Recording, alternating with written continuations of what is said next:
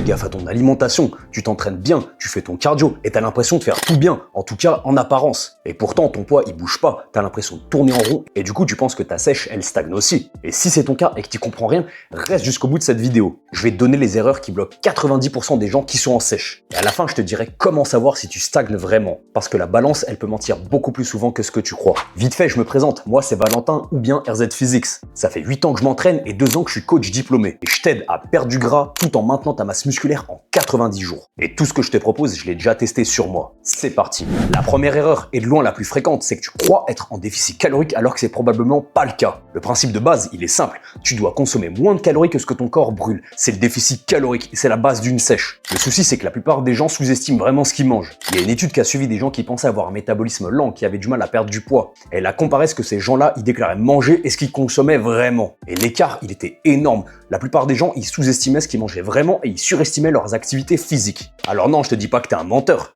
mais peut-être que ton cerveau, il te joue des tours. Il suffit que tu mettes une cuillère d'huile par-ci, de la sauce par-là, un petit peu d'épices ici, ou du lait dans ton café, et tu peux voir facilement ton nombre de calories décoller, et ça, tu t'en rends même pas compte. Et c'est vraiment une erreur que je vois tout le temps.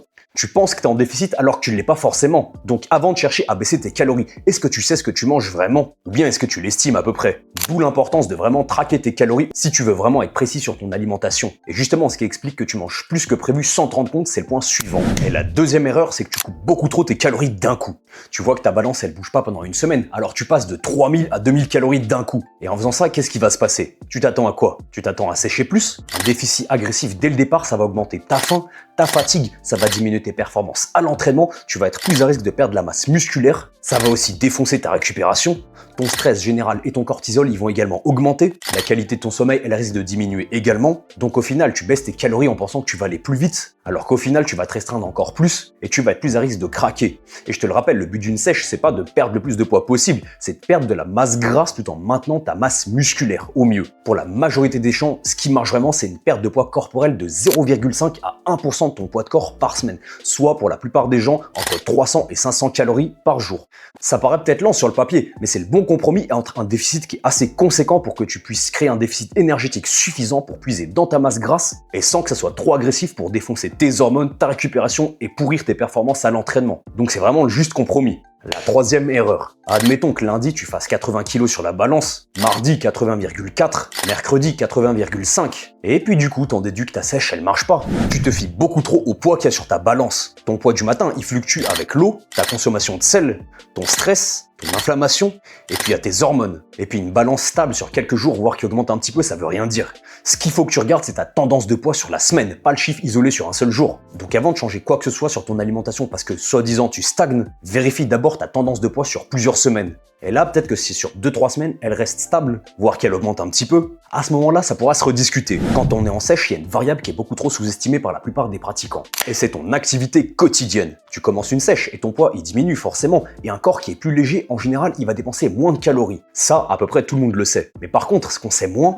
c'est qu'il peut te risquer de devenir moins actif au fil du temps. Et ça, sans même que tu t'en rendes compte. Tu marches moins, t'es moins actif, tu fais moins d'activité au quotidien. Et puis ça a un nom. C'est le NEAT, la Non-Exercise Activity Thermogenesis. En gros, c'est l'activité physique que tu peux faire en dehors de ton entraînement. Et concrètement, au fil du déficit calorique, ton corps, il va chercher à bouger moins. Tout ça pour économiser un maximum d'énergie. Parce que forcément, lui, il n'aime pas cette situation où il est en privation d'énergie et il va chercher à économiser cette énergie. Et cette variation, elle peut représenter jusqu'à plusieurs centaines de calories par jour. On s'en rend pas forcément compte, mais c'est énorme. Ça fait que par exemple, un déficit de 400 calories que tu avais au début, il marchera plus forcément au bout d'un moment. Et qu'au final, les calories auxquelles tu étais en déficit en début sont maintenant plus proches de ta maintenance. Et là, la solution, c'est pas forcément d'ajouter du cardio à l'aveugle. De une, c'est de garder un œil sur ton activité en général, typiquement ton nombre de pas, et deuxièmement, c'est de chercher à rester le plus actif possible, comme au début. Par exemple, tu vas te fixer un objectif de pas par jour, admettons 8000 à 10 000.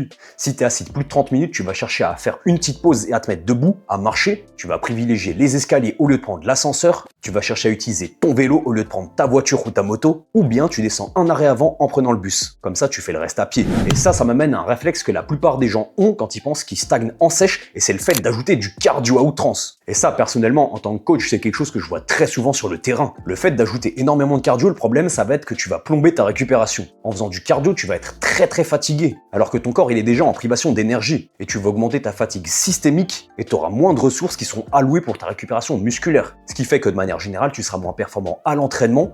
Et ça, c'est un effet qui est cumulatif. Donc je dis pas que le cardio, c'est une mauvaise chose. Ça peut être très bien, surtout pour ta santé et pour plein d'autres raisons. Mais n'abuse pas non plus sur ton volume de cardio hebdomadaire, parce que tu risques de plomber ta récupération et ça peut te coûter très cher. La cinquième erreur, c'est que tu ne manges pas assez de protéines. Et ouais, c'est quelque chose qu'on s'attend pas forcément, parce que dans ta tête, c'est peut-être acquis. Tu te dis, ah c'est bon, les protéines, j'en mange déjà suffisamment. Et ça, tu peux en être sûr que si tu calcules tes macronutriments et que tu traques tes calories. Donc il faut que tu veilles à consommer assez de protéines, environ 2 grammes par kilo de poids de corps. Et en situation de sèche, et plus elle sera avancée, tu peux même monter au-delà. Parce que plus tu seras sec et plus elle va durer longtemps, ton corps, il va chercher cette énergie partout. Il va aller chercher dans tes cellules graisseuses, également dans ton glycogène musculaire, et également dans tes acides aminés et dans tes protéines musculaires. Et ça, t'as absolument pas envie que ça t'arrive, parce que tu seras beaucoup plus à risque de perte musculaire. En plus du fait que si tu perds du muscle, tu vas forcément brûler moins de calories, donc ta sèche, elle sera plus difficile, parce que tu auras besoin de couper encore plus tes calories et que tu vas être moins performant. Une autre erreur que beaucoup de gens font quand ils sont en sèche, c'est de changer leur manière de s'entraîner. Bah ouais, ils se disent que automatiquement, parce qu'ils sont en sèche, ils vont faire des séries plus longues, ou alors ils vont s'entraîner plus léger pour s'économiser, sauf que ça, c'est très mauvaise idée. Comme je te l'ai dit tout à l'heure, l'objectif d'une sèche, ça va être de perdre de la masse graisseuse tout en maintenant ta masse musculaire. Jusque là, on suit, d'accord? Mais du coup, qu'est-ce qui construit ta masse musculaire? Qu'est-ce qui signale à ton corps que le muscle est essentiel? Eh bah, ça sera l'entraînement. Et si tu mets des charges plus légères, que tu vas les diminuer, eh bah, qu'est-ce qui va se passer? Sur le papier, tu t'entraînes toujours, mais du coup, tu auras une intensité qui sera moindre. Et donc, ton corps, il voit aucune raison de maintenir la masse musculaire qu'il a déjà, puisque ça lui coûte de l'énergie et qu'il chercherait à économiser. Et du coup, en baissant tes charges, logiquement, qu'est-ce qui va se passer? Ton corps, il va utiliser cette masse musculaire qui n'est pas nécessaire pour lui pour se fournir en énergie. Et du coup, tu l'auras compris, tu vas perdre du muscle. Donc en sèche, tu gardes tes charges, tu maintiens ton entraînement, tu pousses toujours lourd, tu te rapproches de l'échec et surtout, tu cherches encore à progresser. Même si ça sera plus dur, tu cherches la progression. Ton entraînement doit absolument pas changer par rapport à quand tu es en prise de masse ou en maintien. La seule chose que tu pourras faire, c'est d'ajuster ton volume par rapport à ta récupération parce que tu seras peut-être un petit peu plus fatigué. Et ça tombe bien parce que cette capacité à fournir de l'intensité, elle dépend d'un facteur qui est pourtant très sous-estimé par la plupart des pratiquants. Le sommeil. Et c'est hyper important en sèche. Et ça, beaucoup plus que tu le crois. Je vois beaucoup de gens qui s'en foutent de leur sommeil et qui le négligent, qui pensent que c'est du temps perdu, alors que le sommeil, il conditionne littéralement tout. Déjà tes performances à l'entraînement, également ta capacité de récupération, tes hormones, ta sensation de faim et de satiété, ta cognition, ta motivation. Le sommeil, il conditionne absolument tout. D'ailleurs, on a une étude qui a mis 2 groupes en comparaison. Ces 2 groupes, ils étaient à déficit calorique égal, et la seule différence, c'était le sommeil.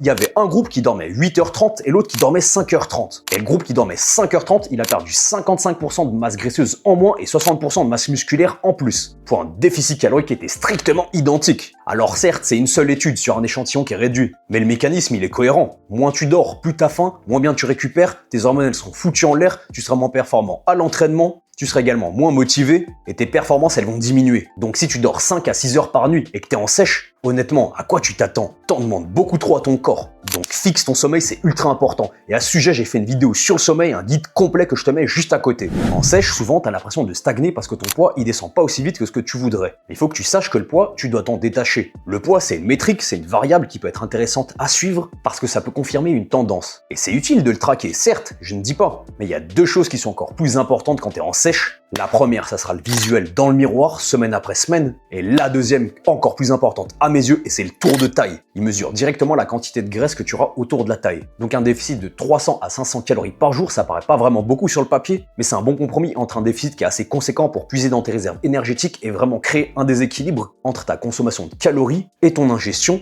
mais pas trop élevé non plus pour pas foutre en l'air ta faim, tes hormones, ta récupération et tes performances. Comme je te l'ai dit, vise une perte de poids corporel de 0,5 à 1% de ton poids de corps par semaine. Sois patient parce qu'une sèche qui est réussie, c'est pas une sèche que tu fais en 2 semaines où tu as perdu beaucoup de poids. Parce que si tu vas trop vite, tu vas être à risque de perdre de la masse musculaire. Et comme je te le dis, et pour la 3e fois, l'objectif d'une sèche, c'est de perdre de la masse graisseuse tout en préservant ta masse musculaire, pas perdre le maximum de poids le plus rapidement possible. Alors sois patient.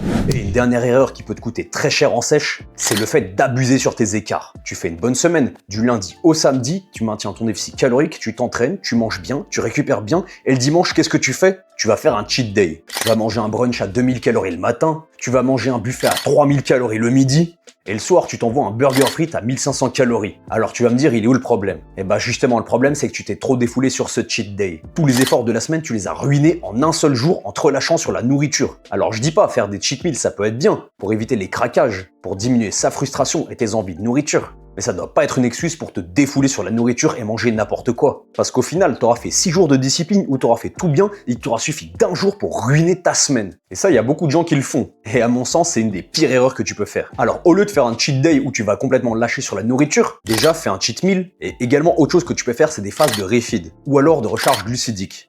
Pour te permettre de remonter tes hormones thyroïdiennes, tu vas venir remonter tes glucides, en général la maintenance, et ça a un bon intérêt pour ta performance, ton glycogène musculaire, sur la gestion de ta faim et également ton adhérence psychologique. Donc maintenant la question c'est comment savoir si tu stagnes réellement? Parce qu'avant de changer quoi que ce soit, il faut d'abord le vérifier réellement. Et pour ça, ce qu'il faut, c'est des données, des datas. Déjà, le plus important, c'est l'évolution de ton tour de taille. Il faut également que tu prennes des photos dans les mêmes conditions, même lumière, à jeun, et que tu compares la tendance sur plusieurs semaines. Également, ta moyenne de poids sur la semaine, pas un chiffre isolé sur une journée. Également, ton activité quotidienne, ton NEAT, t'assurer qu'elle n'a pas chuté sans que tu le vois. Typiquement, c'est regarder ta moyenne de pas tous les jours sur la semaine. Et si tu vois que d'un coup, t'es passé de 10 000 à 5 000 sans même t'en rendre compte, bah, y a des questions à se poser. Et également, suivre tes indicateurs physiques et psychologiques. Ton niveau de faim, tes pensées liées à la nourriture, ton énergie au quotidien, la qualité de ton sommeil, ton niveau de stress, toutes ces choses-là auxquelles on ne pense pas forcément en premier quand on est en sèche. Et là, ça te permettra de voir si vraiment tu stagnes ou pas. Et si c'est ton cas, là oui, tu pourras faire certains changements. Donc si tu t'es reconnu dans cette vidéo et que tu fais une ou plusieurs de ces erreurs et que tu n'arrives pas à savoir comment les corriger, c'est exactement ce que je fais dans mes coachings. Tu me dis où t'en es et je regarde ton cas précisément et je te dis concrètement ce qu'il faut ajuster chez toi. T'as le lien de mon formulaire dans la description.